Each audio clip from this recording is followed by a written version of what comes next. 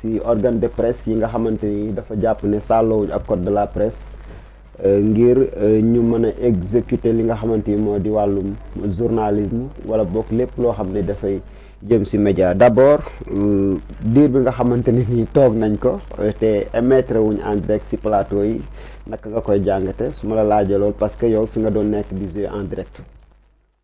mais man xam nga l'extraordinaire n'existe pas dans cette situation. li fi nekk yëpp dafay dugg ci normalité.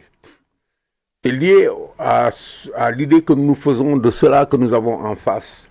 ñi ñu jàkkaarloo lu mel nii rek la nu mën a indil donc suñu tombee ci benn épisode bu mel nii nga xam ne ñu ngi koy waaj boobu ba léegi nous l'attendions. Quelqu'un comme moi maa ngi doon xalaat ni bi nu annoncé affaire bi commencé di wax déposer leen nangam sangam vous allez voir ainsi de suite ba bi premier ministre bi waxee ni moom dafay effacer c'était des choses qui étaient là qui étaient en train de venir.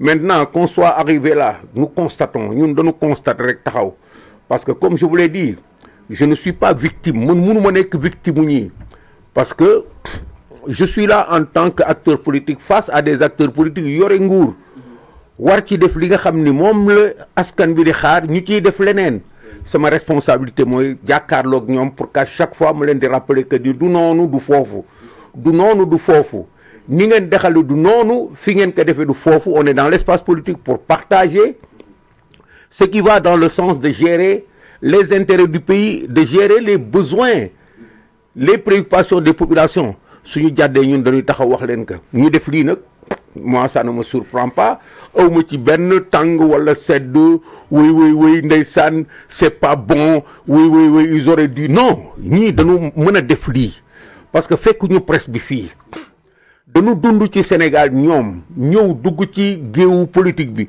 fekk fii presse bi maa ngi waxaat beneen affaire on va me dire oui Ousmane Sonko encore bokk naa ci ñi jëkk gis Dakar Matin bi ko Ousmane Sonko créé bokk naa ci ñi mu ko jëkk présenté du ci mbedd mi du siège yu Pastef sama kër dans mon salon mu toog ci suuf ma toog ci suuf comme naar laa dama mën a toog ci suuf mu génneel ma ay këyit ma gis ci Dakar Matin mu ni ma tu vois j'ai créé un organe de presse du ma ko fàtte mukk image boobu ak l'image de Dakar Matin ni ma ko gisee ci këfin bi ba Dakar Matin ak si fii moom bi muy def loolu opposant la woon buy wut pexe élargir possibilités yi mu am parce que à ce moment déjà mu ngi doon dem il était très souvent sur 2S TV mais mu ngi doon góorgóorlu di gën a yaatal audience am à travers les médias. Oui.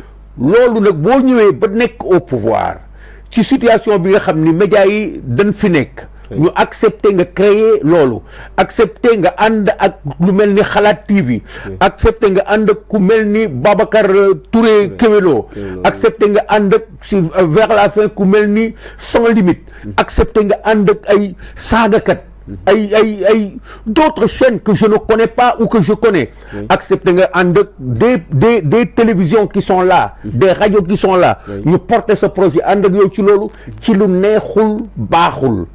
Pourquoi? Parce que ñoom ñoo fi inauguré doxalinu politique bu neexul baaxul politique bu dénigrement ak saaga ñoo ko fi indi tey li leen ci naqadi ñoom ñoo ko fi samp bon Dieu de bon sang ñoom ñoo ñu indi dénigré ak saaga ñoo fi indi waxu 94 milliards ñoo fi indi waxu Macky c'est un bandit sàcc la jabaram sàcc la ñëpp bokkam sàcc lañu waa gouvernement ñëpp ay sàcc lañu ñoo fi indi loolu ñoo fi indi dictature de la pensée unique ñoo fi indi violence verbale bay menacer nit ñi ku leen contre suñu demee ba jot ci nguur gi ñu foogoon ni ñoom ils auraient utilisé d'autres moyens pour pacifier l'espace liñ ci doon xaar mooy ñu doxal Sénégal doxalin bu baax askan wi nangul leen parce que ils ont porté l'espoir et ils ont réagi comme des gens qui portent l'espoir mais ils ont porté l'espoir ba noppi décevoir le peuple sénégalais kon lii rek leen mën a indi ñun ça ne nous fait ni chaud man de personnellement je suis en train de suivre des na yeneen épisode je félicite simplement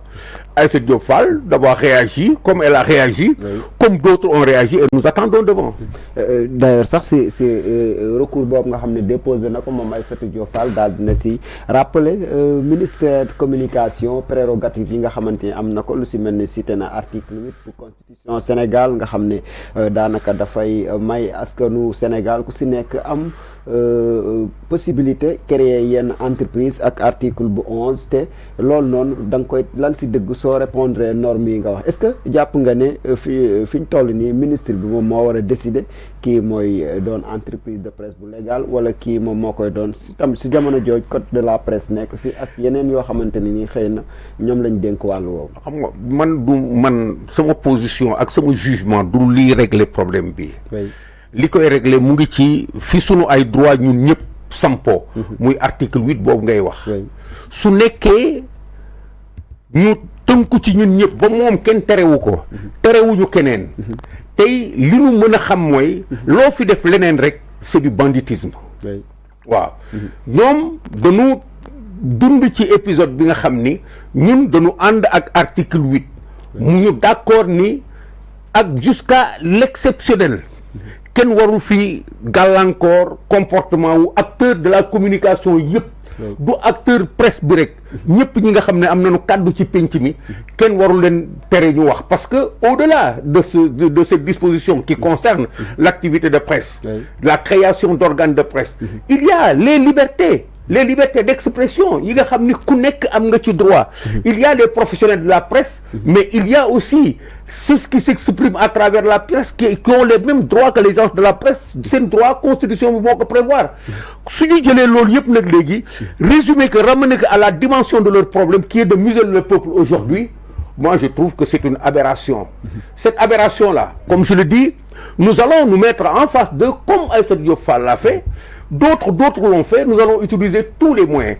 Imagine-toi que nga dugg ci situation bu mel nii situation bi ñu créé de ce qu'il y a de cocasse là-dedans. ci réew muy dund. ñii bi may suivre nu mu tuddati encore information ci télé yi ak rajo yi. am na ci ñoom ñu judduwul woon. ma nekk élève fii parce que bi ñu juddu boobu man élève laa. nekk ci dëkk bi. di déglu ay Sidi El Arbi Ndiaye di déglu ñoom ay Ngévan Niane di déglu ñoom Xomalan Touré di déglu mais la presse était là avec des règles de jeu qui n'ont pas beaucoup changé parce que règles yooyu ñoo fi nekk ba léegi ñoom ñu ñëw léegi beaucoup changé boobu environnement c'est cocasse que ñoom ñu war a ñëw imposer ñu ce régime-là et consort qui ne correspond absolument à rien donc il faut que nous sachions raison garder ñun ñu xam lan la ñuy débattre ak lan la ñuy xeex bi xeexu opposition la ils ont un projet c'est de museler tout le peuple sénégalais c'est pas la presse seulement. Ah bon? Oui, ils ont c'est là dans leur démarche. Ils ont pour projet de museler tout le peuple sénégalais parce que dañu diggee ñëw indiwuñu dara. war nag léegi nguur di noos te ñu ngi noos. bon Dieu bon sang ñu ngi noos complètement c'était ça leur projet. Ils sont en sécurité ñu ngi dox di yore garde nu mu gëte encore. garde du corps di dawal ay oto yu mel ni bateau. di yéeg di wàcc di sañse. mais waaw di pampan nit ñi ak seen ay loxo. mais qu'est-ce qu'il y a. est-ce que nous devons nous mettre là à les rejoindre sur ce débat-là. nous les ramenons au débat de leur responsabilité. lii ñuy def nii ñun mënuñu leen tere ñu def ko. mais mën nañu tax ba du fi sampu. Comment faire? En nous battant comme les autres sont en train de le faire aujourd'hui pour que lépp lu jëm ci presse delluwaat place am. Très bien. Merci beaucoup ñu ñëw si Amadou Moussa